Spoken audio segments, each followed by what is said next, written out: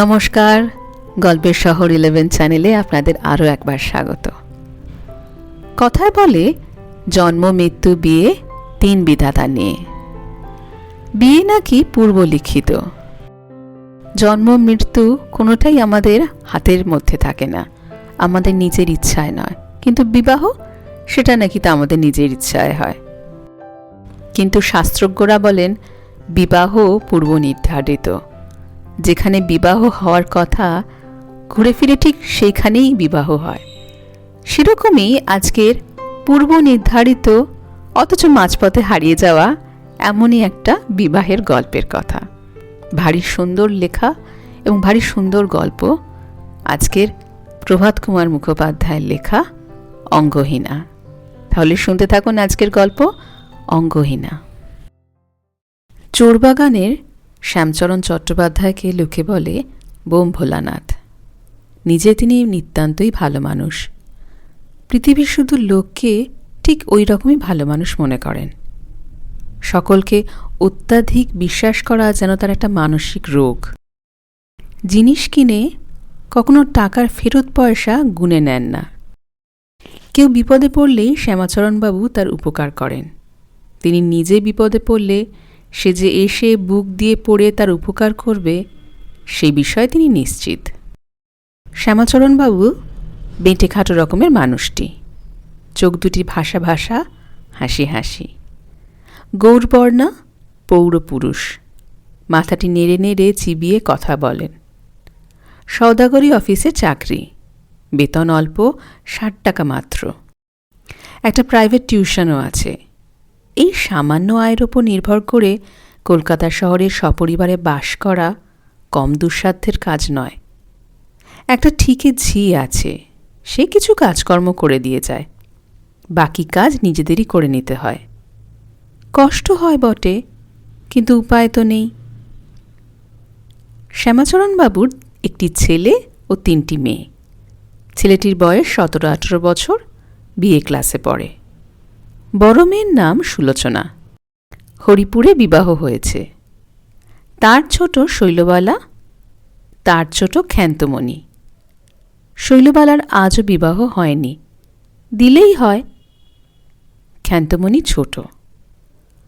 শ্যামাচরণবাবুর হাতে পৈতৃক আমলে কিছু টাকা ছিল। তার বড় মেয়েটির বিবাহের সমস্তই খরচা করে ফেলেছেন। এই তো অবস্থা। রেখে ঢেকে বুঝে সুঝে খরচা করতে হয়। কিন্তু বোম ভোলানাথকে তখন সে কথা বোঝায় কার সাধ্য? তখন শৈল ছোট ছিল। এখন সে 12-13 বছরের হয়েছে। এখন শ্যামাচরণ নিজের ভ্রম বুঝতে পারেন। কন্যাদায় এমনই জিনিস, বোম ভোলানাথ শ্যামাচরণকেও চঞ্চল করে তুলেছে। দুর্ভাবনায় এই দরিদ্র দম্পতির মুখ ক্লিষ্ট, মন বিষাদ ভারাক্রান্ত। গৃহিণী বললেন, আমার গায়ে যা কিছু গয়না আছে সব বিক্রয় করো। 1000 টাকার ওপর পাওয়া যাবে, তাতেই এই যাত্রা রক্ষা হয়ে যাক। শ্যামাচরণ ঠেকে শিখেছে। বললেন, তারপর খেন্তির বেলায় কি উপায় হবে? গৃহিণী বললেন, আশু ততদিনে নারায়ণের ইচ্ছায় মানুষ হয়ে যায়, তাহলে আর ভাবনা কি? ক্ষান্তমণি শৈলবালার চেয়ে 2-3 বছরের মাত্র ছোট। আজকালকার বাজারে বিএ ক্লাসের ছাত্র আশুতোষ যে 2-3 বছরে মানুষ হতে পারবে সে আশা অপর কেউ হলে সাহস করে মনে স্থান দিতে পারত না। কিন্তু শ্যামাচরণবাবু দিলেন। গয়না বিক্রয়ের পরামর্শই স্থির হল। কিন্তু আবার মনের মতো পাত্রও তো চাই।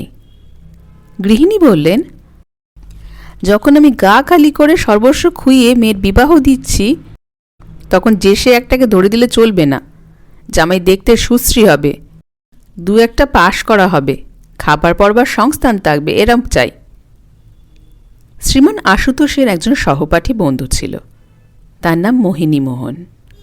সে জমিদারের ছেলে। কলকাতায় মেসের বাসায় থেকে পড়াশোনা করত।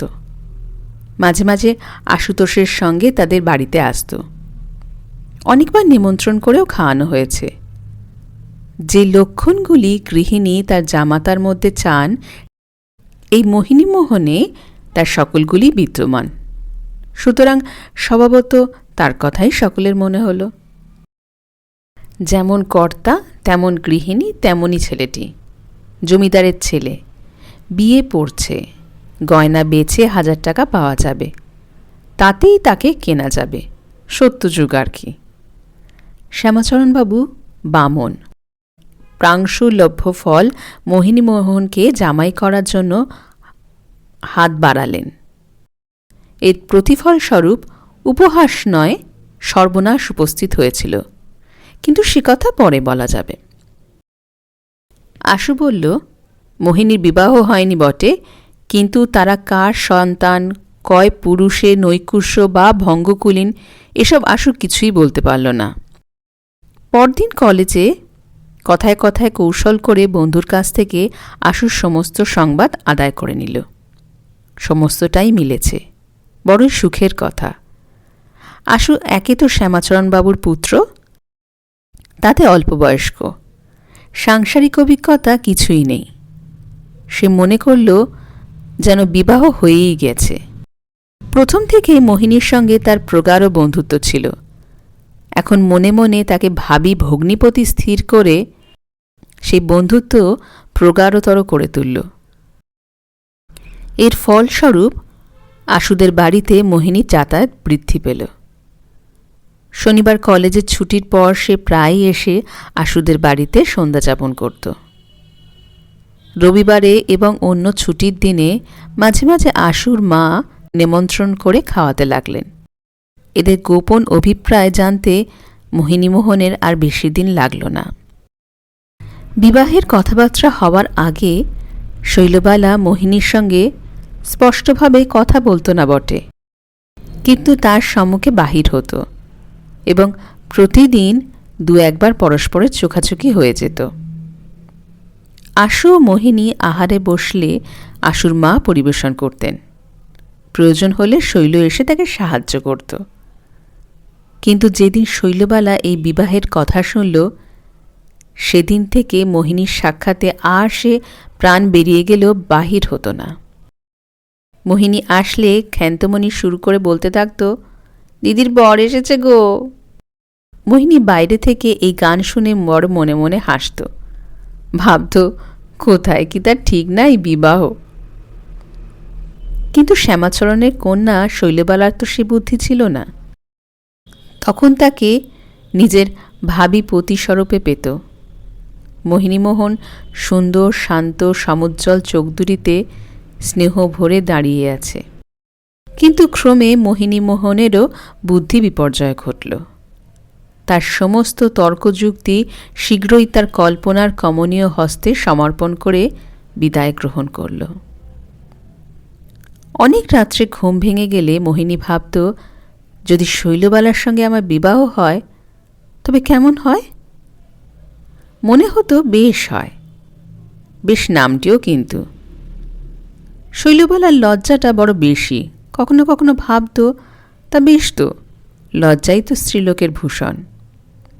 আবার কখনো বা ভাবত, এই ভূষণ বাহুল্যে আমার নবপ্রণয়ের কোমল হৃদয় ক্ষতবিক্ষত হবে না তো। লজ্জা ভাঙাতে অনেক আয়েস স্বীকার করতে হবে। এখন তো দেখলেই পালিয়ে যায়। ফুলশয্যার রাত্রে কথা বলাতে অনেক সাধ্য সাধনার প্রয়োজন হবে। কল্পনা সেই ফুলশয্যার রাত্রিটির অভিনয় করত। শৈলবালা যেন খসখসে কাপড় পরে, সাটিনের বরিশ পরে, কপালে একটা খয়েরের টিপ কেটে, চুলের সুগন্ধি মেখে, জড়সড় হয়ে, মুখখানা ঢেকে পাশ ফিরে শুয়ে আছে। শয্যায় প্রবেশ করে সে শৈলকে কি বলে ডাকবে? নাম ধরেই ডাকবে? শৈল কি তার উত্তর দেবে? সে ফিরবেও না, চাইবেও না, কথাও বলবে না। অনেক চেষ্টাতে যেন কথাও বলল, কিন্তু সে যেন শৈল নিজের কণ্ঠস্বর নয়। সে পিতৃগৃহে সুপরিচিত শানিত দ্রুত কোমল কণ্ঠস্বর কি এই? এ যেন ভাঙা, জড়ানো, সংকুচিত, বাধাপ্রাপ্ত স্বর, কিন্তু নিরতিশয় মধুর। এরকম ভাবতে ভাবতে রাত্রির শেষে তার ঘুম পেত। সে স্বপ্ন দেখত। সে স্বপ্ন যেন শৈলবালার স্মৃতি পরিমলে আমোদিত। যে রাত্রিতে পূর্ণিমার চাঁদ পৃথিবীর ওপর বেশি করে উন্মাদনা বর্ষণ করত, সে রাত্রিতে হয় কল্পনা করত যেন এক সমুদ্র বেষ্টিত জনহীন দ্বীপের প্রান্তরে বেড়াতে বেড়াতে হঠাৎ শৈলবালার সাথে দেখা হলো। তখন নতুন বিবাহ হয়েছে। শৈল, তুমি কেমন করে এখানে আসলে? কেমন করে এসেছে তা তো শৈল জানে না। বাড়িতে বিছানায় মার কাছে শুয়ে ঘুমাচ্ছিল। জেগে দেখল এই বনে এসে পড়েছে। বোধহয় আরব্য উপন্যাসে জিন দৈত্য অথবা পরীদের রাজ্যে উড়িয়ে আনিয়ে থাকবে। ভয় পেয়ে শৈলবালা কাঁদছিল। এখন আর ভয় করছে না। মোহিনী যেন বলল, তোমার খিদে পেয়েছে? তোমার জন্য ফল সংগ্রহ করে আনি? শৈল বলল, না, আমি একলা থাকতে পারবো না, আমার ভয় করবে যে। তবে চলো দুজনেই যাই। কিন্তু শৈল কি সেই কঙ্করা কীর্ণ পথে চলতে পারবে? চলো, তুমি কোলে করে নিয়ে যাব। ফল যদি না পাওয়া যায়, ফল যদি বা থাকে আর জল যদি বা না থাকে, কি হবে?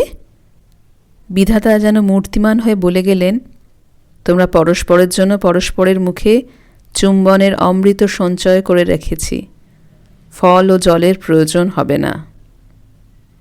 আর কত সমস্ত অসম্ভব কল্পনা, সে আর বলে কাজ নেই। শুনলে বিজ্ঞ লোকে বিদ্রূপের হাসি হাসবেন। নাটক নভেল মোহিনীর বিস্তর পড়া ছিল। সে যে ভালোবাসার পথে পদার্পণ করল তা বেশ জেনে শুনেই করল। সে পথ বড় পিচ্ছিল। প্রণয়ের সেই বাড়িতে নামতে নামতেই জল এক গলা হয়ে গেল। দেখতে দেখতে অগাধ জলে গিয়ে পড়ল। কি স্নিগ্ধতা তার সর্বশরীরকে আলিঙ্গন করল। চারিদিকে পদ্ম বিকাশ, ডুবে মরতেও সুখ আছে। এখন অবধি আশু ডাকলে মোহিনী আর সহজে তার বাড়ি যেতে চাইত না। মনে 16 আনা ইচ্ছা যাবার, কিন্তু মনে হতো যেন সকলে তার এই ভাব পরিবর্তন ধরে ফেলেছে, যেন কত অপ্রতিভ হয়ে থাকত। একদিন শ্যামাচরণ মোহিনীকে দেখে বলল, বাপু, অনেক দিনের স্বাদ আমার শৈলর সঙ্গে তোমার বিবাহ দি। তাকে তো তুমি দেখেছ। তোমার যদি সম্মতি থাকে তো বলো, তোমার পিতা ঠাকুরের কাছে আমি বিবাহের প্রস্তাব করি। মোহিনী প্রথমে চুপ করে রইল। মাটির দিকে চেয়ে কোটের বোতাম ঘুরাতে ঘুরাতে অল্প অল্প হাসতে লাগল। শ্যামবাবু ভাব বুঝে আবার জিজ্ঞাসা করলেন, কি বলো? মোহিনী হাসতে হাসতে বলল, তা বেশ তো। গৃহিণী মাঝে মাঝে তাগাদা করেন, মোহিনীর বাপকে যে চিঠি লিখবে বলেছিলে তার কি হলো? শ্যামাচরণ বাবুর 18 মাসের বছর। তিনি বলেন, এই লিখব এবার। গৃহিণী বলেন, মেয়ে যে এদিকে বলতে নেই বড়সড় হয়ে উঠল, আর আইবুড়ো রাখা কি ভালো হয় নাকি? এরপর 5 জনে 5 কথা বলবে যে। শ্যামাচরণবাবু বললেন, এখন পড়াশোনার ব্যাঘাত হবে, পরীক্ষাটা হয়ে যাক, তারপরেই প্রস্তাব করব। এখন পড়াশোনার ব্যাঘাত হবে, একথা শুনে হাসি পায়, যেন বিবাহের জন্য আর কিছুরই প্রয়োজন নেই। প্রয়োজন শুধু শ্যামাচরণবাবুর প্রস্তাব করাটা। সাদের লোকে তাকে বলতো, বোম ভোলানাথ। পরীক্ষা শেষ হল, মোহিনী বাড়ি গেল। আরও 2-3 মাস কেটে গেল। আজ লিখি কাল লিখি করে এখনও শ্যামাচরণবাবু পত্র লেখেননি। বোধহয় বিশ্বাস ছিল বৈশাখের পূর্বে তো আর বিবাহের দিন নেই, এখন অবধি অনর্থক পত্র লিখে কি হবে। বৈশাখ মাসে পরীক্ষার ফল বাহির হল। আশু মোহিনী দুজনেই উত্তীর্ণ হয়েছে। আশু এই শুভ সংবাদ মোহিনীকে টেলিগ্রাফ করে জানাল। বাড়িতে আনন্দ উৎসব পড়ে গেল। এইবার শ্যামাচরণবাবু চিঠি লিখলেন।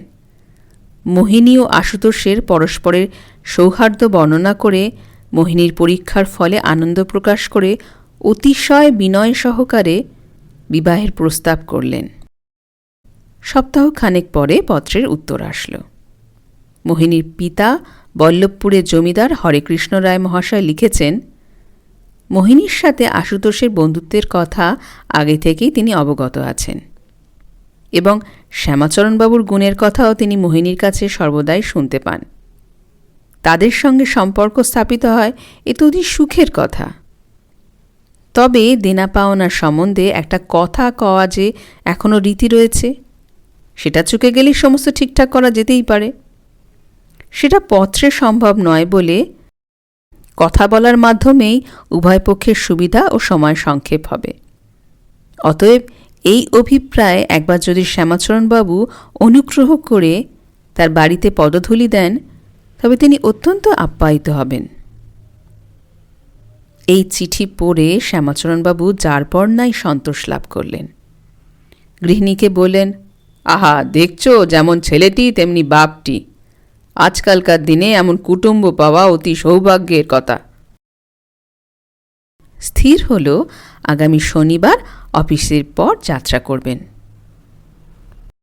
পরের দিন একসময় নিরিবিলি পেয়ে শৈলবালা লুকিয়ে সেই চিঠিখানি পাঠ করছিল। তার দিদি সুলোচনা এসে এই চৌর্যকার্য তাকে ধরে ফেললেন। ধরা পড়ে শৈলর মুখ চোখ রাঙা হয়ে উঠল। দিদি পরিহাস করে বলছেন, শৈলী, তোর যা দেরি হয়েছে না রে, বাবাকে বলবো এখনই যেন এই মাসে বিয়ে বাহে সব ঠিকঠাক করে আসেন। বাস্তবিকই পিতার যাত্রাকালে সুলোচনা তাকে বলে দিল, বাবা যদি সব ঠিক হয় তবে এই মাসেই নয়তো জ্যৈষ্ঠ মাস পড়তেই বিবাহের দিন স্থির করে এসো। সামনের জামাই ষষ্ঠীতে যেন আমরা আমোদ আহ্লাদ করতে পারি। শ্যামাচরণবাবু যথাসময় বল্লভপুরে উপস্থিত হলেন। হরেকৃষ্ণ রায় আদর অভ্যর্থনা করতে ত্রুটি করলেন না। মোহিনীদের বাড়ি ঘর লোকজন সব দেখে সেই প্রথম শ্যামাচরণবাবু ভাবলেন, এমন লোকের ছেলেকে মেয়ে দেওয়া তার অবস্থার লোকের পক্ষে অত্যন্তই উচ্চাভিলাষ। তবে নাকি মোহিনীর বাবার পত্রে যথেষ্ট অভয় পেয়েছিলেন, তাই কিছুটা ভরসা করলেন। বেলা 9টার সময় তিনি মোহিনীদের বাড়ি পৌঁছেছিলেন। স্নানাহার করতে অনেক বেলা হয়ে গেল। রায়মহাশয় বললেন, পথশ্রমে আপনার ক্লেশ হয়েছে, এই বেলা বিশ্রাম করুন, ওবেলা তখন সে সমস্ত কথাবার্তা কওয়া যাবে। অপরাহ্নে রায়মহাশয়দের বহির্বাটিতে কতগুলি ভদ্রলোকের সমাগম হল। কিছুক্ষণ পরে ঘরটির মধ্যস্থলে দুখানা চৌকি জড়ো করে পাতা হল। তার উপর আবার একটি শতরঞ্জি, তার উপর একটি চাদর বিছানো, কয়েকটি তাকিয়াও স্থানে স্থানে সজ্জিত। রায়মহাশয় জমিদার গর্বে মধ্যস্থলে সুখাসীন।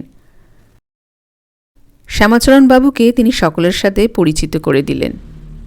সকলেই বললেন, শ্যামাচরণবাবুর মতো মহাশয় লোকের সঙ্গে কুটুম্বিতা করাচ্ছে আর সুখ কি আছে? রায়মহাশয় একালে লোক ও আচার ব্যবহারে নিন্দা করে সভাকার্যের সূচনা করলেন। বিবাহের টাকা নেওয়া যেটা রীতি হয়েছে তার প্রতি নিন্দার বেশ ঝোঁকটা পড়ল। বললেন, আমাদের সেসব দিনকাল এক আলাদা রকমের গিয়েছে। আমার যখন বিবাহ হয়েছিল তখন মনে আছে 100 টাকা পণ দিয়ে একটা সোনার আংটি, একটা চেলির জোর মাত্র পেয়েছিলাম। আর বুঝি ভরি 10-15 সোনা আর ভরি 50-60 রূপো, এতেই একেবারে ধন্য ধন্য পড়ে গিয়েছিল। স্বর্গীয় পিতৃদেব কতই লজ্জিত। বলে, বৈবাহিক মশাই, আমি ছেলের বিবাহ দিতে এসেছি বই তো ছেলে বিক্রি করতে আসেনি। আর এখন মহাশয়, সেদিন আমার বড় সম্বন্ধীটির মেয়ের বিবাহ হলো। 50 ভরি সোনা, 200 ভরি রূপো, 1001 টাকা নগদ, আর তার উপর দান সামগ্রী তো আছেই। খাট বিছানা আছে, বড়াভরণ আছে। বড়াভরণ কি যাতা মশাই? এই ধরুন ঘড়ি, সোনার ঘড়ি, সোনার গার্ড চেন, হীরের আংটি, চেলির জোর তো ছাড়া আর রূপোর টি সেট। জামাই বন্ধুবান্ধবকে নেমন্ত্রণ করে চা খাওয়াবেন, তাই রূপোর টি সেট চাই। এই নতুন বড়াভরণ সাহেব বাড়ি থেকে আনাতে প্রায় 200 টাকা লেগে গেল। জামাইয়ের গুণের মধ্যে কি না, এলে পাশ করে বিয়ে পড়ছেন। বাবা জর্জ কোর্টের সেবেস্তার, বিষয় আশয় কিছুই নেই, চাকরিই ভরসা। চাকরি তো তালপাতার ছায়া, আর যদি চাকরি যায় তবে কাল কি খাওয়াবেন তার ঠিকানা নেই। আগে ছিছি, একালে কেবল অর্থ, কেবল অর্থ, অর্থ ছাড়া কোনো কথাটিই নেই। সভাস্থ সকলেই এক বাক্যে রায়মহাশয়ের এই কথার সমর্থন করলেন। শ্যামাচরণবাবু মনে মনে বললেন, যে যথার্থ ভদ্রলোক হয় সে সর্বদোষাবহ একালেও আপনার ভদ্রতার মর্যাদা অক্ষুণ্ণ রেখে চলে। একজন ভদ্রলোক বললেন, তাহলে এইবার উপস্থিত বিবাহে কথাবার্তা হয়ে যাক। কর্তা বললেন, তবে আমি একবার বাড়ির ভেতর ওনাদের জিজ্ঞাসা করে আসি। বাড়ির ভেতর থেকে ফিরে আসতে তার বিলম্ব হলো না। তিনি কালির কাগজে লেখা সুদীর্ঘ ফর্দ হাতে করে বাহির হয়ে আসলেন। বাড়ির মেয়েরা ছেলেপিলেদের দিয়ে নিজের মনের মতো এই ফর্দ লিখিয়ে রেখেছেন। রায়মহাশয় বললেন, বাড়ির ওনারা অলংকার এই চান, তারপর আর যা যা কিছু আছে সে সম্বন্ধে তারা কোনো কথা বলবেন না বলেছেন। আমার ওপরই সম্পূর্ণ ভার দিয়েছেন। আমার এখতিয়ারের মধ্যে যা রেখে দিয়েছেন তাতে অবশ্যই যথাসম্ভব সুলভে আমি চট্টোপাধ্যায় মহাশয়কে নিষ্কৃতি দেব, কিন্তু মেয়েদের ফর্দ থেকে অধিক কমানো আমার সাধ্যায়ত্ত হবে না। ফর্দ পড়া হলো। তার বিস্তারিত বিবরণে পাঠককে কষ্ট দেব না। এই পর্যন্ত বললে যথেষ্ট হবে যে শ্যামাচরণবাবুর মুখের হাসি শুকিয়ে গেল, চক্ষু ছলছল করতে লাগল, পৃথিবী যেন পায়ের তলা থেকে সরে অনেক দূরে চলে যেতে লাগল। তারপর গণ আছে, পণ আছে, ফুলসজ্জা আছে, নমস্কারী আছে, নিজেদের খরচ আছে। ফল কথা, মোহিনীমোহনকে জামাই করতে হলে কম করে ৩,০০০ টাকার প্রয়োজন। সম্বলমাত্র গৃহিণীর অলঙ্কারগুলি বিক্রি করে বড়জোর ১,৫০০ টাকা হতে পারে। এতদিন ধরে এত সাধ্য দরিদ্র ব্রাহ্মণ আকাশে যে অট্টালিকা নির্মাণ করেছিলেন, মুহূর্তের মধ্যে তা ধূলিসাৎ হয়ে গেল। অনুনয় বিনয় করে হাতে পায়ে ধরে বললে হয়তো কিছু কমতে পারে, কিন্তু সে আর কত কমবে? নিজের সাধ্যের মধ্যে তো আর আসবে না। ভূমিকায় তো রায়মশাই বলেই দিয়েছেন যে গয়নার তালিকা থেকে বিশেষ কিছু কমানো তার ক্ষমতার বাইরে। কিন্তু মজ্জমান জন শুনিয়াছি ধরে তৃণ, যদি না কিছু পায় সম্মুখে। কিন্তু শ্যামাচরণবাবু মনে করলেন, কর্তা ইচ্ছা করলে কি এই অলঙ্কারের তালিকাকে সংক্ষিপ্ত করতে পারবেন না? স্ত্রীলোকের কথা কথা থেকেই থাকবে? এও কখনো হয়? নিজের স্ত্রীর কথা স্মরণ করলেন। তিনি যদি স্ত্রীকে বলেন এটা করতে হবে, তাহলে স্ত্রী কি দ্বিরুক্তি করবেন? কক্ষণই না। তাই শ্যামাচরণবাবু হাত দুটি জড়ো করে রায়মহাশয়ের প্রতি করুণ দৃষ্টিপাত করে বললেন, মহাশয়, আমি কন্যাদায় থেকে যাতে উদ্ধার হই তা আপনাকে করে দিতে হবে। রায়মহাশয় অমনি, হ্যাঁ হ্যাঁ, করেন কি করেন কি, আমার সম্মুখে হাত জোর করে আমাকে অপরাধী কেন করছেন? আপনি মহাশয় ব্যক্তি। এরকম নানা রকম উক্তি করে সকলেই শ্যামাচরণবাবুর 2 হাত ছাড়িয়ে দিলেন। শ্যামাচরণবাবু বললেন, আমি মহাশয় ব্যক্তি নই, মহাশয় ব্যক্তি আপনি। আমি অতি ক্ষুদ্রাদপি ক্ষুদ্র লোক, আমাকে কৃপা করে এ যাত্রা যদি রক্ষা করতে হবে। সবার একজন বললেন, অত টাকা ব্যয় করা যদি আপনার সাধ্যাতীত হয় তবে আপনি কত টাকা ব্যয় করতে পারেন তাই বলুন না।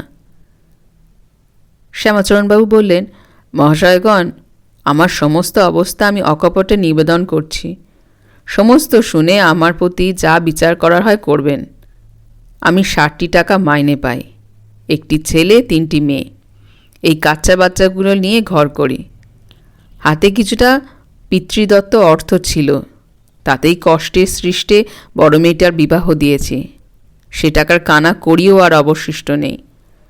আছে এখন কেবল ব্রাহ্মণীর গায়ের অলঙ্কার কয়েকখানি, সেগুলি বিক্রি করে 1000-1200 টাকা হতে পারে। ওই টাকার ভেতর যাতে জাতি রক্ষা হয়, সব দিক রক্ষা হয়, সাপও মরে লাঠিও না ভাঙে, তাই আপনারা 5 জনে করে দিন। এই কথা শুনে সভাস্থ সকলে শ্যামাচরণের দুঃখে দুঃখিত হলেন। রায়মহাশয়ের মুখে কিন্তু একটু অবিশ্বাসের মৃদু হাসি দেখা গেল। শ্যামাচরণের মতো বোম ভোলানাথ লোক যে পৃথিবীতে আছে তা তার জ্ঞানের অগোচর ছিল। জমিদারের ঘরে বিএ পাশ করা ছেলের সন্ধান করে এসেছেন, হাতে কিছু নেই, সে হতে পারে? সওদাগরি অফিসে চাকরি করেন, বেতন 60 টাকাতে কি আসে যায়? অমন কত 60 টাকা রোজগার করেন তার কি কোনো হিসাব আছে নাকি? তা সত্ত্বেও রায়মহাশয় বললেন, আচ্ছা তবে একবার বাড়ির ভেতর যাই, বলে করে দেখি গে মেয়েরা যদি কিছু কমাতে রাজি হন। এই বলে উঠে গেলেন। ফিরে এসে বললেন, কমাবার কথা শুনে মেয়েরা অত্যন্ত রুষ্ট হয়েছেন, বলেছেন তোমার যা খুশি তাই করো, আমার কথা যদি থাকবেই না তবে জিজ্ঞাসা করার প্রয়োজন কী ছিল? এরপর খোসামত করা চলে না, সকল জিনিসেরই একটা সীমা আছে তো। কন্যাদায়গ্রস্ত ব্যক্তিরও আত্মসম্মান একটা সীমার পর আর মাথা নোয়াতে ঘৃণাবোধ করে। শ্যামাচরণবাবু এবার একটু শুষ্ক শ্বেত হাসি হাসলেন, তার জমাট অশ্রুর মতো তুষার কঠিন। বললেন, তাহলে তো আপনার সঙ্গে কুটুম্বিতার সম্মান আমার অদৃষ্টে নেই। এতে রায়মহাশয় এমন ভাব প্রকাশ করলেন যেন তিনি অত্যন্ত দুঃখিত। তিনি আর শ্যামাচরণ যেন উভয়েই এক অত্যাচারী রাজার শাসনাধীনে পীড়িত, তাই সমবেদনা অনুভব করছেন। অপর সকলে মনে মনে ভাবল, ছি, এমন স্ত্রীবশ! যা হোক, নিরাশায় পাথর বুকে বেঁধে সেই রাত্রেই শ্যামাচরণ বাড়ি ফিরলেন। বাড়িতে একটা আশা আনন্দের যে কোলাহল উঠেছিল, শ্যামাচরণ ফেরা মাত্রই তা থেমে গেল। বাড়ি শুদ্ধ লোকের মুখ শুকিয়ে গেল। গৃহিণীর কান্না পেতে লাগল, আর শৈলবালা অত্যন্ত গোপনে বাস্তবিক ফুঁপিয়ে ফুঁপিয়ে কাঁদল। শুধু কি মা বাপের দুঃখ দেখে কাঁদল, না আরও কিছু কারণ ছিল? আমার তো বিশ্বাস ছিল, কিন্তু সে পণ করে বসল, না, যাকে মন প্রাণ সমর্পণ করেছি সে ছাড়া আর কাউকেও আত্মদান করব না, আমি চিরকুমারী থাকব। সে অত শত জানত না তার বুকে যে কিসের বেদনা এসে বাজল তা সে ভালো করে বুঝতেই পারল না। গৃহিণী বললেন, এখন উপায়? শ্যামাচরণ দীর্ঘ নিঃশ্বাস ফেলে বললেন, আমি আর কি উপায় করব? ঈশ্বর কি উপায় করেন দেখি, আমি তো হাল ছেড়ে দিয়েছি। কিন্তু হাল ছেড়ে দিয়ে বেশি দিন টিকতে পারলেন না। পাত্রের সন্ধানে বাহির হতেই হল। ১,০০০-১,২০০ টাকায় হয় এমন পাত্র। পাশটাস হোক আর নাই হোক, দুটো খেতে পড়তে দিতে পারবে, আর নিতান্তই মূর্খ গোয়ার মাতাল দুশ্চরিত্র না হয়। অনেক সন্ধান করতে হলো, অধিকার কি বর্ণনা বলা যায়। এই ভোগ কাকে না ভুগতে হয়েছে। কয়েকটা স্থানে তো এই হলো, সব ঠিকঠাক, আর হলোই না। সেই বৈশাখ মাস থেকে আরম্ভ করে পুজো পর্যন্ত এইভাবেই কাটল। পুজোর সময় এক স্থানে স্থির হল ১,০০০ টাকা দিতে হবে। পাত্রটি উকিল, কিন্তু দ্বিতীয় পক্ষের, তাই বলে বয়স বেশি নয়, এই ৩০-এর মধ্যে।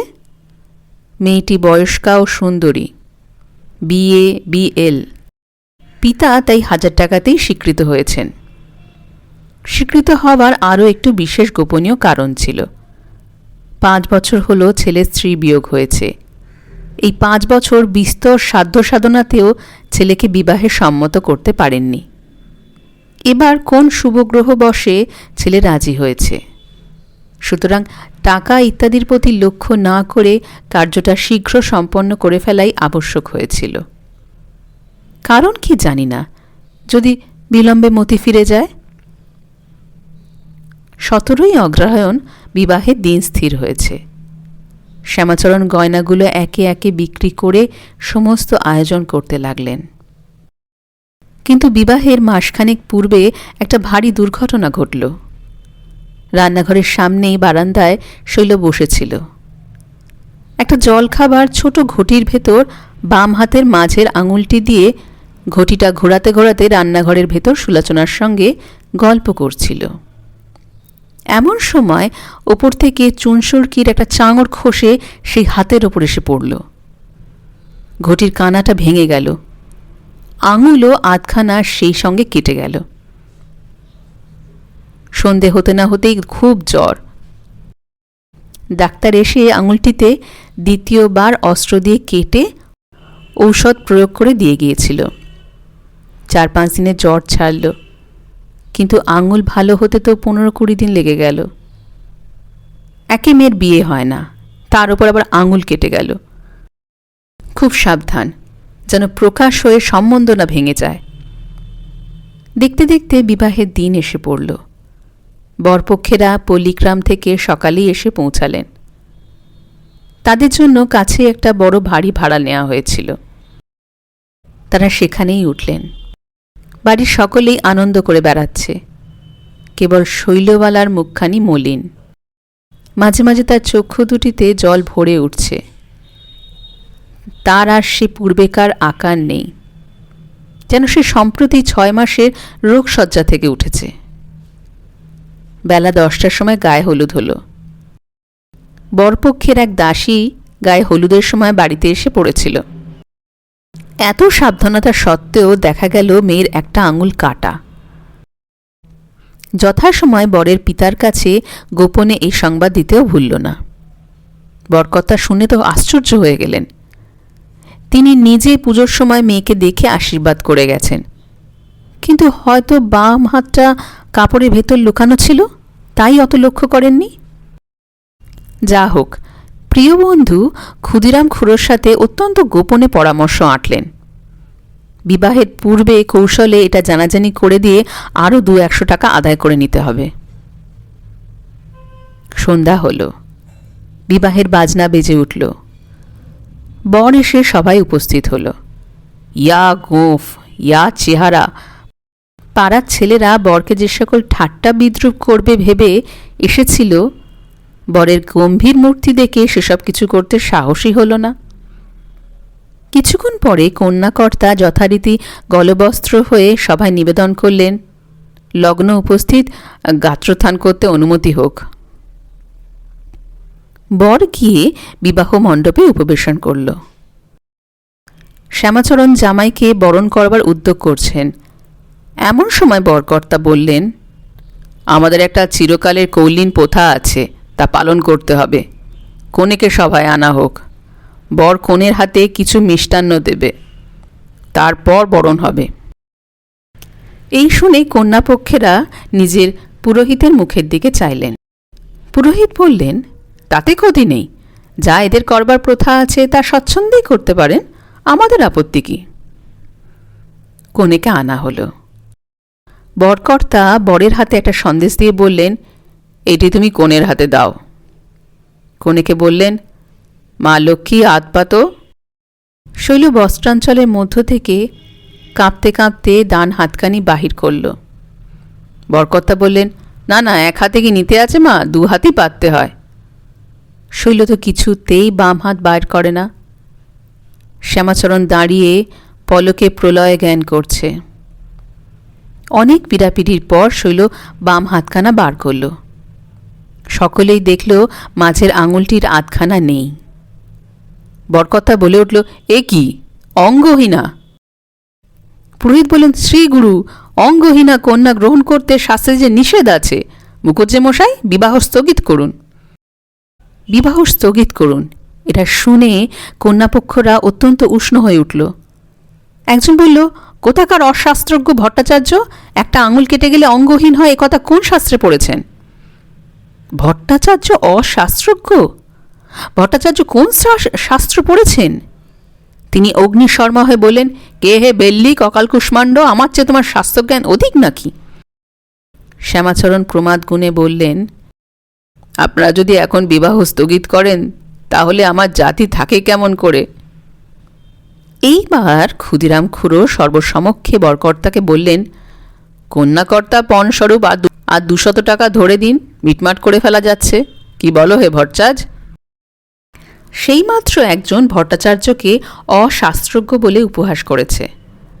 ভট্টাচার্য প্রমাণ করবেন শাস্ত্রজ্ঞান তার পূর্ণ মাত্রায় আছে। তিনি বললেন, টাকা ধরে দিলে শাস্ত্রের হাত থেকে পরিত্রাণ পাওয়া যায় নাকি? সেই স্থানে কন্যাযাত্রী কলেজের একজন জ্যাঠা ছোকরা চশমা এঁটে দাঁড়িয়েছিল। সে বলল, ঢের দেখেছি, আর ভট্টাচার্যগিরি করতে হবে না, নরশব্দ রূপ করো দেখি। ভট্টাচার্য মশাই এই তীক্ষ্ণ বিদ্রূপে আসন ছেড়ে এক লাফে উঠোনে নেমে পড়লেন। 2 হাত অতি বেগে ঝেড়ে বললেন, এ বিবাহে যদি আমি মন্ত্র বলাই তবে আমার 14 পুরুষ নরকস্থ হবে। বরপক্ষের 5 জন হাঁ হাঁ করে পড়ল। ভট্টাচার্য মশাই করেন কি, করেন কি? ভট্টাচার্য বটকর্তাকে লক্ষ্য করে বললেন, যদি ব্রহ্মসাপের ভয় থাকে তবে উঠাও বর। বর বলল, আমিও আঙুল কাটা মেয়েকে বিবাহ করব না। এই বলে সে আসন ছেড়ে উঠে পড়ল। পাড়ায় যারা উপস্থিত ছিল তারা বরের এমন আচরণ দেখে বলে উঠল, কি বিবাহ করবে না? লাঠির চোটে মাথার খুলি ভেঙে দেব না। শৈলবালা অজ্ঞান হয়ে গিয়েছিল। এতক্ষণে কেউ তার খবর রাখেনি। এক দাসী শ্যামাচরণকে ঠেলে বলল, ওগো বাবু, মেয়ে যে এলিয়ে পড়ল। তৎক্ষণাৎ শৈলকে ধরাধরি করে অন্যত্র পাঠানো হলো। কিন্তু গোলমাল থামলে বরকে আর খুঁজে পাওয়া গেল না। প্রথম থেকেই সে বিবাহ করতে অত্যন্তই অনিচ্ছুক ছিল। পিতামাতার একান্ত উৎপীড়নে বিবাহ করতেই এসেছিল। এই সুযোগেই সে পালিয়ে গেল। মুখে চোখে ঠান্ডা জলের ঝাপটা দিয়ে বাতাস করে অনেক কষ্টে শৈলবালার চেতনা আনা হলো। শৈলর মা কেঁদে বললেন, ওকে কি আর বাঁচিয়ে কি হবে গো, যে কপাল পুড়ল। আমরা এতক্ষণ মোহিনীর কোনো উল্লেখ করিনি, সে কলকাতাতেই ছিল। আশু বলল, বাবা, আমি এক্ষুনি মোহিনীকে এনে বিবাহ দেব। এই বলে নিজের ডেস্ক থেকে একটা বৃহৎ ছুরি নিয়ে পাগলের মতো মোহিনীর বাসার উদ্দেশ্যে ছুটল। বাসার দরজা তখনও বন্ধ হয়নি। 2-3টে করে সিঁড়ি ডিঙিয়ে দোতলার ছাদে গিয়ে পৌঁছাল। দোতলার ছাদে একটা মাত্র ঘর, তাতে মোহিনী একাই থাকত। দরজা বন্ধ, ঘরে আলো জ্বলছে। কাপা স্বরে আশু ডাকল, মোহিনী। মোহিনী উঠে দরজা খুলে দিল। সংক্ষেপে আশু মোহিনীকে সমস্ত ঘটনা বলে বলল, ভাই, তুমি এ রাত্রে আমার বোনকে বিবাহ করে আমাদের জাতি কুলমাল রক্ষা করো, নয়তো বলো এই ছুরি এনেছি তোমার সম্মুখেই আত্মহত্যা করব। মোহিনী আপাতমস্তক শিউরে উঠে আশুর হাত থেকে ছুরি কেড়ে নিল। বলল, ভাই চল, আমি তোমার বোনকে বিবাহ করব, আত্মহত্যা করতে হবে না। এই রাত্রে যে শৈলবালার বিবাহ তা সে আগে থাকতেই জানা ছিল। টেবিলের ওপর একটা সাদা কাগজ রয়েছে। তাতে সে 2 মিনিট আগেই বিসর্জন নাম দিয়ে একটা কবিতা আরম্ভ করেছে। তার শেষ পংক্তিটির কালিও এখনো শুকায়নি। চটি জুতো পায়ে আলুথালু বেশে মোহিনী আশুর সঙ্গে চলল। তখন রাত্রি 10টা হবে। 1টার মধ্যে শৈলবালার সঙ্গে মোহিনীর শুভ বিবাহ যথাশাস্ত্র অনুযায়ী সম্পন্ন হয়ে গেল। ঘটনাটা কিছুটা নভেল না রকমের হলো বটে, কিন্তু জগতে বাস্তব জীবনেও যে প্রতিদিন শত শত নভেলের ঘটনা ঘটছে। মোহিনী পিতার বিনা অনুমতিতে তারই অজ্ঞাতসারে বিবাহ করে ফেলল। কিন্তু পিতা এটা শুনে কি বলবেন? তিনি যদি এই অপরাধ ক্ষমা না করেন? বিয়ের পর এই ভাবনা মোহিনী ও তার শ্বশুরের প্রধান ভাবনা হল। শ্যামাচরণবাবু কন্যাদায় থেকে উদ্ধার হয়েছেন। মোহিনীকে জামাতা পেয়ে তার বহু দিনের সযত্ন পালিত আকাঙ্ক্ষাটিও পূর্ণ হয়েছে। কিন্তু এই একটা সমস্যার জন্য আনন্দটুকু তিনি প্রাণ ভরে উপভোগ করতে পারছেন না। গৃহিণী বললেন, কে জানে বাপু, কপালে কি আছে, ছেলের মা বাপ বউকে নিলে হয়। শ্বশুরবাড়িতে প্রায় মোহিনী নিমন্ত্রণ হতে লাগল। শনিবার তো ফাঁকই যায় না। মোহিনী একদিন শৈলকে বলল, দেখো শৈল, আমি মনে মনে ভাবি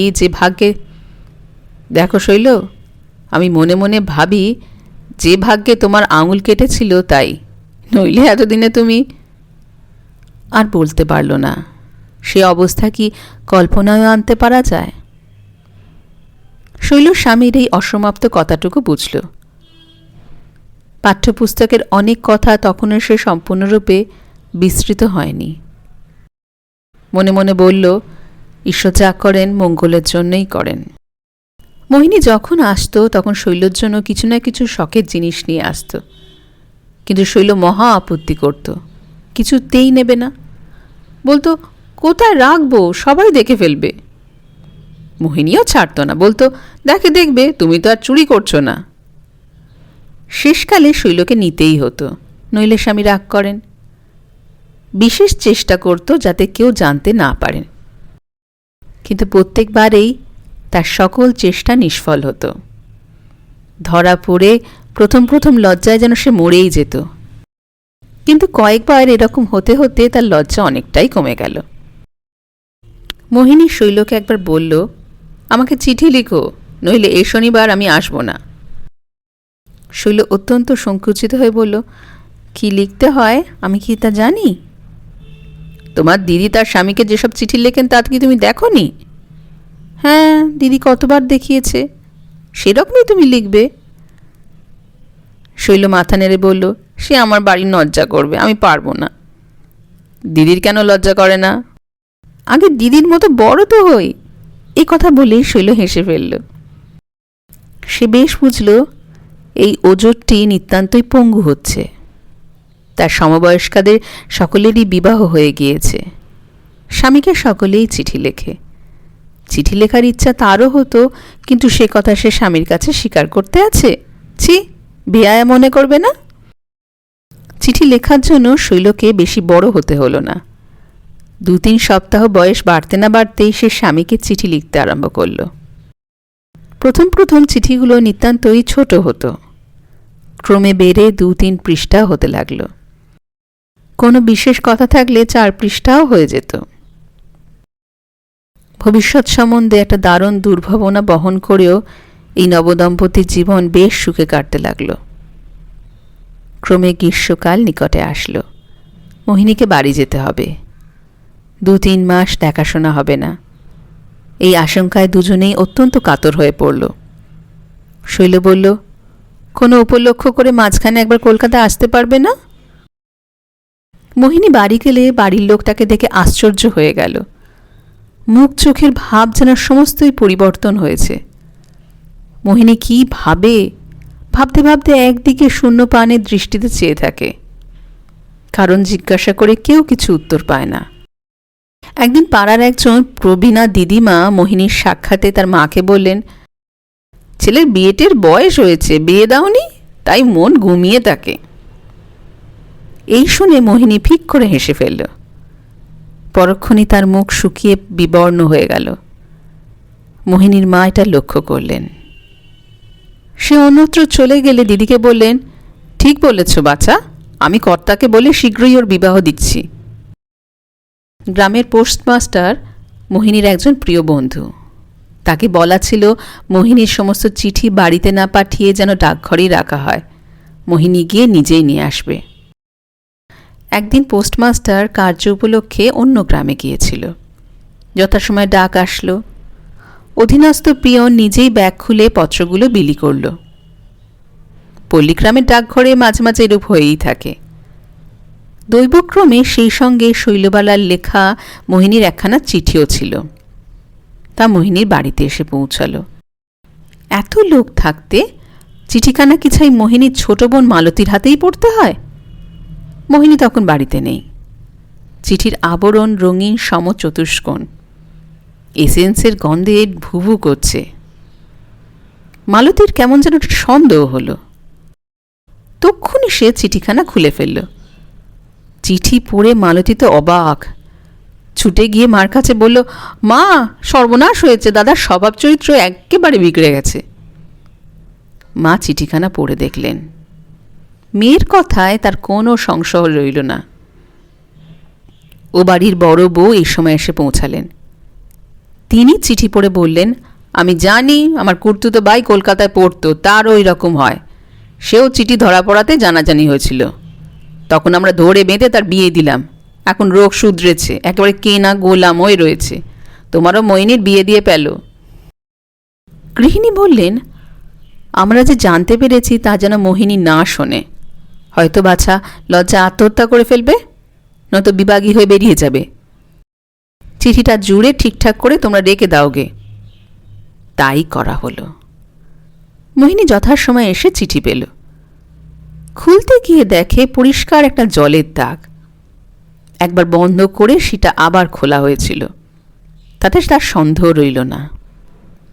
ভাবল বাড়িতে কেউ নিশ্চয়ই এটা খুলেছে। কিন্তু পত্রের ভেতরে একটা পুনশ্চ ছিল। হয়তো শৈলবালায় পত্র বন্ধ করে ওই পুনশ্চটির জন্য আবার খুলে থাকবে। যা হোক, বিস্ময়ের সন্দেহে মোহিনী পত্রখানি ডেস্কে বন্ধ করে রেখে দিল। গৃহিণী যথা সময় এ কথা কর্তার কানে তুললেন। কর্তা বললেন, কেঁপেছ? তাও কি সম্ভব? ও হয়তো কোনো বন্ধু ইয়ার্কি করে এরকম করেছে। ছেলে ছেলে অমন ইয়ার্কি হয়। গৃহিণী মনে মনে বললেন, এ মা কালী, তাই যেন হয়। আমার বাঁচার এ দুর্নাম যেন বেঁচে থাকতে আমায় শুনতে না হয়। পরদিন এই কথা শুনে ও বাড়ির বড় বউ বললেন, আচ্ছা, এই বিষয়ে তদন্ত আমরা তাহলে করি। মোহিনীর অনুপস্থিতিতে বড় বউ মালতীকে নিয়ে ভিন্ন চাবি দিয়ে মোহিনীর কলকাতা তোরঙ্গ খুলে ফেললেন। বিস্তর খুঁজতে হলো না। একটা লাল রেশমি রুমালে বাঁধা এক তারা চিঠি, সবই একই হাতের লেখা, সবগুলোই প্রণয়ের চিঠি। প্রিয়তম, প্রাণসখা, অভিন্ন হৃদয় ইত্যাদি বলে আরম্ভ। তোমার শৈলবালা, তোমার আমি, তোমার সই, তোমার সাধের সই ইত্যাদি বলে শেষ। আবার অনেকগুলোতে লেখা, তুমি শনিবার নিশ্চয়ই আসবে, আশা দিয়ে নিরাশা করো না। আসার পথ চেয়ে রইলাম। বেশি পড়বার সময় নেই। হঠাৎ যদি মোহিনী এসে পড়ে, সমস্ত চিঠি পড়লে কি প্রকৃত কথা প্রকাশ করতে পারত? কারণ একখানা চিঠিতে লেখা ছিল, আমাকে গোপনে বিবাহ করলে বাপ মা জানলেন না, কি উপায় হবে, ইত্যাদি ইত্যাদি। বড় বউ ও মালতী এসে মাকে বলল, মা, আর কোনো সন্দেহ নেই, গাদা গাদা চিঠি। এই বলে সংক্ষেপে দু চারখানার মর্মও শুনিয়ে দিল। মা শুনে ঠাকুর দেবতার কাছে মানত করলেন, বাচ্চাকে আমার ডাকিনীর হাত থেকে উদ্ধার কর, আমি পুজো দেব। সব কথা শুনে কর্তা আর কিচ্ছুই বলতে পারলেন না। গৃহিণী বললেন, আর ওকে কলকাতা পাঠিয়ে কাজ নেই, একটা সুন্দরী ডাগর মেয়ে দেখে ওর বিয়ে দাও, আমি একটি পয়সাও চাইনি। কর্তা বিরক্তির সাথে বললেন, এতদিনে তো কোন কালে বিয়ে হয়ে যেত। তুমি যে এক 12 হাত লম্বা ফর্দ বের করে বসলে। ব্রাহ্মণ মনক্ষুণ্ণ হয়ে অভিশাপ দিতে দিতে চলে গেল, তার শাপেই তো এসব হলো। গৃহিণী বললেন, তার মেয়েকে যদি মোহিনীর পছন্দ হয়ে থাকে তবে তারই সঙ্গে বিয়ে দাও, তারা যা পারে তাই দেবে। কিন্তু কর্তা এই প্রস্তাবে রাজি হলেন না। বললেন, তাও কি হয়, একবার ফিরিয়ে দিয়েছি, আবার কোন মুখে বিবাহের প্রস্তাব পাঠাবো? দেশে কি আর সুন্দরী মেয়ে নেই? গৃহিণী বললেন, তা যেখানেই দাও, কিন্তু দেরি করলে চলবে না। সেই গ্রামেই অবিলম্বে এক বিবাহযোগ্যা কন্যা বাহির হল। যখন টাকা কড়ির সম্বন্ধে আর কোনো হাঙ্গামা নেই, তখন মনের মতো পাত্রের কি আর অভাব হয়? 1 সপ্তাহের পর বিবাহের দিন স্থির হল। মোহিনী বলল, আমি বিবাহ করব না। অনেক পীড়াপিড়ি কান্নাকাটি চলল। শেষে মোহিনী মাকে বলল, আমার একটা প্রস্তাব আছে, তাতে যদি আপত্তি না করো তবেই আমি এই বিবাহের সম্মতি দিতে পারি। কী প্রস্তাব? শ্যামাচরণ বাবুদের সপরিবারে এই বিবাহে নিমন্ত্রণ করে আনতে হবে। সে আর বিচিত্র কি? তবে কেমন কেমন দেখায় না, যে মেয়ের সঙ্গে তোমার বিয়ের কথা হয়েছিল তার বিয়ে হয়ে গিয়েছে। হ্যাঁ, সে গত অগ্রহায়ণেই হয়ে গিয়েছে। মা বলেন, আচ্ছা, কর্তাকে তাহলে বলে দেখব। বহু কষ্টে কর্তা রাজি হলেন। মোহিনী স্বয়ং কলকাতায় গিয়ে এদেরকে আনতে গেল, কিন্তু তাতে কেউ সম্মত হলো না। সকলেই সন্দেহ করল এ কেবল পালিয়ে বিবাহ বন্ধ করার একটা ছল মাত্র। অগত্যা মোহিনী এক দীর্ঘ পত্রে সমস্ত কথা শ্বশুরকে জানাল। যা ঘটেছে অকপটে সমস্তটাই বর্ণনা করল। বলল, ঘটনা আর গোপন রাখা চলে না। আমি যেমন আপনার বিপদের সাহায্য করেছি, আপনিও তেমন আমাকে এই বিপদ থেকে মুক্ত করুন। আমি পারব না। আপনি সেই সমস্তটাই খুলে বলুন বাবাকে। আর যে ব্রাহ্মণকে কন্যাদায় হতে মুক্ত করবেন বলে বাবা প্রতিশ্রুতি দিয়েছেন, সেই ব্রাহ্মণের কন্যার সাথে আসল বিবাহ দিন। সেটা হলেই সকল দিক রক্ষা হয়। শ্যামাচরণ পত্র পেয়ে অনেক কষ্টে অফিসে ছুটি নিলেন। যেদিন বিবাহ সেই দিন বেলা 10টার সময় সপরিবারে মোহিনীদের বাড়িতে এসে পৌঁছালেন। সেই বৈঠকখানা আজ আবার লোকপূর্ণ। স্বর্ণকার বিবাহের অলঙ্কার নিয়ে উপস্থিত। রায়মহাশয় মধ্যস্থলে বসে সভা উজ্জ্বল করছেন। শ্যামাচরণবাবুও সেইখানে বসলেন। রায়মহাশয় ভারী অপ্রতিভ, আদর অভ্যর্থনা যেন একটু অতিরিক্ত মাত্রায় করলেন। বেলা হয়েছে, স্নানাহারের জন্য অনুরোধও করলেন। শ্যামাচরণবাবু বললেন, আমাকে যদি এটা ভিক্ষা দেন তবেই আমি আহার করব। অত্যন্ত উৎসুক হয়ে কর্তা জিজ্ঞাসা করলেন, ব্যাপারখানা কি বলুন দেখি। তখন সেই গৃহপূর্ণ লোকের সম্মুখে শ্যামাচরণবাবু তার কন্যার বিবাহের ইতিহাস আদ্যপ্রান্ত বিবৃত করলেন। তারপর মোহিনী পত্রখানি বার করে পাঠ করলেন। শেষে রায়মহাশয়ের পা দুখানি জড়িয়ে বললেন, আপনার কাছে সমস্তটাই গোপন রাখা হয়েছে, তার জন্য আমাকে এবং আপনার পুত্রকে ক্ষমা করতে হবে। সকলেই বলল, যা হয়েছে ভালোই হয়েছে। এমন বিপদে মোহিনী যে ব্রাহ্মণের জাতি রক্ষা করেছে সেটা তার কুলোচিত কার্যই করেছে। রায়মহাশয়েরা গ্রামের জমিদার, বংশাবলীক্রমে চিরদিনই বিপন্নের বন্ধু। হরেকৃষ্ণবাবু বৈবাহিককে সাদরে উঠিয়ে বললেন, ভাই, আমি সর্বান্তকরণে তোমাকে ক্ষমা করলাম। তোমার সঙ্গে সম্বন্ধ বন্ধন হয় এটা আমি পূর্ব থেকেই চেয়েছিলাম। নারায়ণ সেই ইচ্ছাই পূর্ণ করলেন। এখন তোমরা বসো, আমি বৌমার মুখ দেখে আসি। স্বর্ণকারের কাছ থেকে কয়েকখানা অলঙ্কার নিয়ে রায়মহাশয় বউ দেখতে অন্তঃপুরে প্রবেশ করলেন। বাড়ির লোকেরা তো শুনে অবাক। বিস্ময়ের ঢেউ কিছুটা প্রশমিত হলে বউকে বরণ করা ধুম পড়ে গেল। সন্ধ্যাবেলায় শ্রীমান আশুতোষের সঙ্গে সেই কন্যার শুভ বিবাহ সম্পন্ন হল। মেয়েরাও ছাড়েনি, মোহিনীকে বাসরে গিয়ে গান গাইতেও হয়েছিল। এই ছিল আজকের গল্প, প্রভাত কুমার মুখোপাধ্যায়ের লেখা অঙ্গহীনা। ভারী মিষ্টি একটি প্রেমের গল্প। হ্যাঁ, অনেকটা সিনেমারই মতো, অনেকটা নাটক নভেল এবং সিনেমারই মতো। আশা করি গল্প আপনাদের ভালো লেগেছে। আর গল্প পাঠ যদি ভালো লাগে তাহলে চ্যানেলটি সাবস্ক্রাইব করবেন আর গল্পটিতে একটি লাইক বাটন দিয়ে দেবেন। আসবো আবার নতুন কোনো গল্প নিয়ে। ততদিন সকলেই ভালো থাকুন। নমস্কার, ধন্যবাদ।